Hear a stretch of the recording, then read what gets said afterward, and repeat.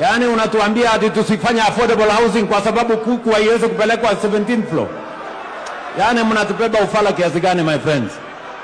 Mimi niliwaeleza kuna watu hawana akili. Mtu anaongea hivi hako na akili kweli? Wako na akili kweli? Mimi nataka niwaulize. Mimi nasikia ati kuna mwingine anasema ati anataka watu waendelee kukaa kwa slums.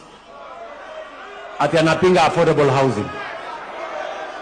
Ati wafanyabiashara wetu waendelee kuuza kwa matope, kwa mahali hakuna usafi, waendelee kuishi kwa jua, ati tusimamishe masoko ile tunajenga.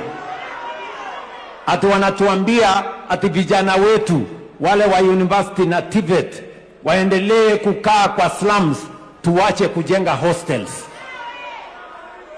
Mimi wakati niliwaambia kuna watu hawana akili, mlikuwa mnafikiri na waonea.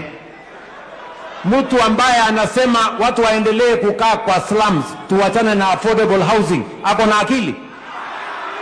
Yule ambaye anatuambia ya kwamba kina mama wetu na wazee wale wanauza katika masoko yetu waendelee kukaa kwa matope na jua na vumbi, mahali hakuna choo, hakuna stima, huyo mtu ako na akili?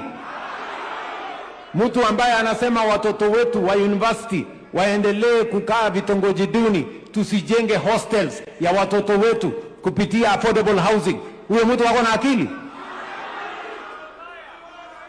Mimi nawaeleza bana, mashindano hapa mbele itakuwa ni waziwazi. Tuko pamoja ama tuko pamoja? Ati hawa watu ndio wanashindana na mimi, shughuli. Ati hawa watu ndio wanashindana na mimi.